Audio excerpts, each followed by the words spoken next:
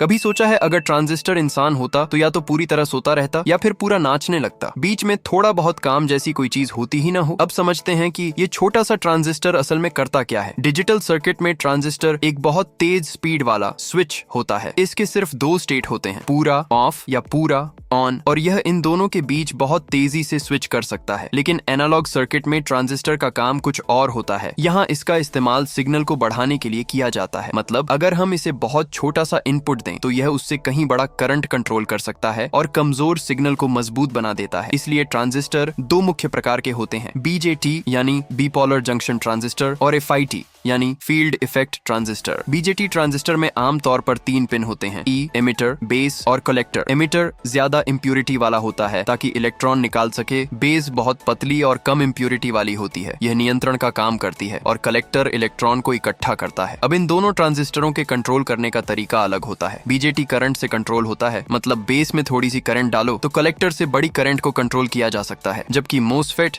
एफईट का एक प्रकार वोल्टेज से कंट्रोल होता है। गेट और सोर्स के बीच अगर एक निश्चित से ज्यादा वोल्टेज दिया जाए तो वह कंडक्शन चैनल खोल देता है। अब एक साधारण सर्किट समझो। बैटरी, एक स्विच और एक बल्ब है। जब स्विच ऑन होता है तो बल्ब जलता है और ऑफ होते ही बुझ जाता है। अगर हम चाहते हैं कि यह स्विच अपने आप काम करे, जैसे किसी सेंसर या माइक्रो कंट्रोलर से कंट्रोल हो और उसमें कोई मैकेनिकल पार्ट न हो, तो यहाँ बीजेटी ट्रांजिस्टर काम आता है। मान लो हमने एक एनपीएन ट्रांजिस्टर लगाया, इसी लो साइड कॉन्फ़िगरेशन में जोड़ेंगे। इसका एमिटर ग्राउंड बैटरी के नेगेटिव से जोड़ा जाता है, कलेक्टर बल्ब के नेगेटिव से और बल्ब का पॉजिटिव बैटरी के पॉजिटिव से। अब बेस में एक रेजिस्टर के जरिए थोड़ा सा करंट देते हैं। ये छोटा सा बेस करंट ट्रांजिस्टर को ऑन कर देता है और ट्रांजिस्टर कंडक्शन में आ जाता है। मतलब जैसे स्विच ऑन हो गया हो, तब करंट बैटरी से निकलकर बल्ब से होकर ट्रांजिस्टर से गुजरेगा और बल्ब जल उठेगा। अगर बेस का करंट हटा दो, ट्रांजिस्टर तुरंत बंद हो जाएगा, सर्किट कट जाएगा और बल्ब बुझ जाएगा। ट्रांजिस्टर पर जो नंबर लिखे होते हैं वो उसका मॉडल नंबर होता है। अब जरा बीजेटी की अंदरूनी संरचना देखते हैं। इसके क्रॉस सेक्शन में बीच में एक पतली पी टाइप लेयर होती है जो ऊपर एन टाइप एमिटर